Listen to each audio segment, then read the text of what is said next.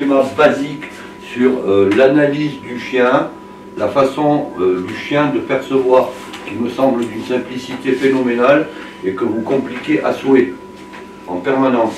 Je vous l'ai donné lundi. Je me positionne non pas en tant qu'humain à côté du chien, pour pouvoir comprendre comment un chien fonctionne.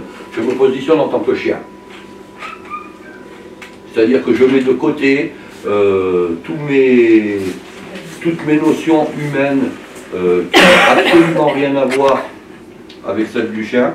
C'est pour ça que ça me fait gentiment rigoler quand j'entends des professionnels comparer le chien à un enfant.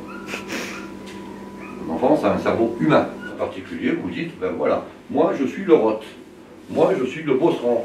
Essayez de vous mettre dans la tête de ce chien et d'essayer de vous regarder en tant que chien. Vous allez voir que quand vous vous regardez en tant que chien, vous vous dites, elle est bizarre, hein, au lieu de faire l'inverse. L'inverse, vous regardez le chien, vous dites, il est con ce chien. J'ai rarement rencontré des chiens cons.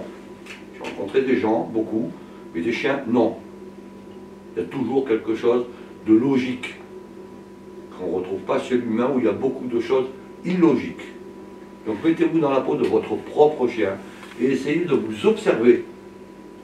Vous dites, voilà, moi je... Enfin, sans outils, plus exactement. Je ne suis pas obligé d'avoir des outils en permanence sur moi, je ne suis pas obligé d'avoir une balle. Il y a moi.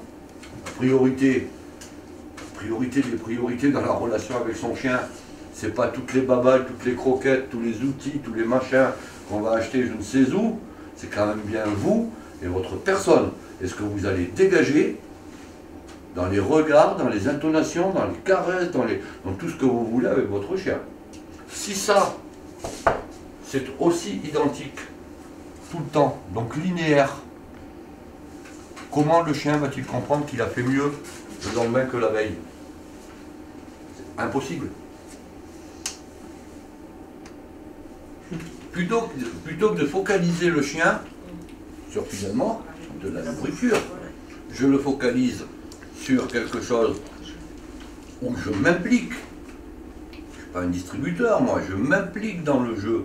Je vais jouer à la balle, je vais jouer avec un boudin, je vais en plus avoir des attitudes d'invitation au jeu, telles qu'ils les ont entre eux. Je vais dire, c'est bien mon gamin, ouais. Il va y avoir des intonations de voix, il va y avoir des mimiques faciales où le chien sait très bien quand vous êtes content et quand vous n'êtes pas content. Déjà, si vous prenez les deux grandes mimiques faciales, hein, c'est bien mon gamin, ouais. Déjà, il y a des intonations, il y a... j'ai bêlé un peu là. Les intonations de voix, il y a un regard, il y a une posture. Tout ça, le chien le capte. Et ce n'est qu'à partir de là que je vais lui dire, tu l'as vu ton boudin? Ah, c'est pas le moment qu'on joue, hein. Et je vais réutiliser la même chose. Bon, lui s'en fout parce qu'il marche qu'à la bouffe, hein, mais je vais réutiliser la même chose. Mais par contre, je n'aurais pas fait connaître ça. Ça, je viendrai lui donner, éventuellement, si j'ai envie. Quand j'aurai mis un apprentissage avec des récompenses de participation, dans la bouffe, je ne participe pas. Je ne participe pas au côté émotionnel du chien. C'est pas vrai. Ce qui veut dire que le jour où il n'a pas de bouffe, ben vous en aurez 8 sur 10 qui vous diront, ben moi, comme votre blanc suisse hier, j'en ai eu un flagrant là, la petite vidéo que j'avais fait, comment il s'appelait? Le petit machin là-bas qui ne faisait pas le coucher, qui faisait rien du tout s'il n'y avait pas la bouffe. Ah ouais. Les personnes âgées. Ah oui, je me rappelle plus, une sorte de Yorkshire qui faisait quelque chose. Moi je sais plus. Pas de bouffe, je ne fais pas. J'ai compris. Je mange en même temps. Il est bien. J'ai compris.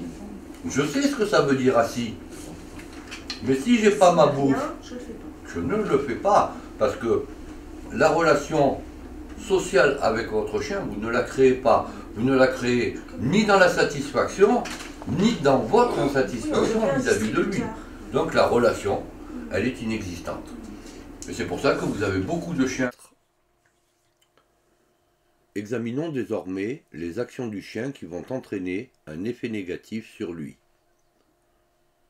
Sur le côté physiologique, c'est-à-dire pour ceux qui n'utilisent que la friandise et la nourriture, Il n'y aura pas d'autre choix que de cesser de donner celle-ci, et donc au chien de se focaliser sur tous les éléments externes qui l'entourent, d'en prendre conscience pleinement avec des manifestations diverses, telles que l'attrait vers une motivation extérieure, par exemple l'envie d'aller jouer avec un autre chien, ou d'aller faire la fête à des personnes ou autres stimulations qui sont indépendantes de celles qu'il devrait avoir avec son maître.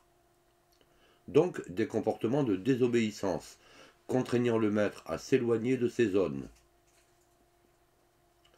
Cela va être d'autant plus dangereux lorsque le chien va prendre conscience de l'environnement dans son entièreté et va manifester des comportements de stress, d'anxiété, de peur ou autre, et où la nourriture n'aura plus aucun effet sur lui. Le fait d'être contraint de s'éloigner de ces zones anxiogènes ne faisant que lui confirmer qu'elles sont effectivement potentiellement dangereuses. Vous comprendrez bien que l'utilisation de la friandise exclusivement en éducation et en rééducation peuvent s'avérer plus que néfastes dans la construction de la relation et dans la gestion émotionnelle du chien qui seront quasiment inexistantes.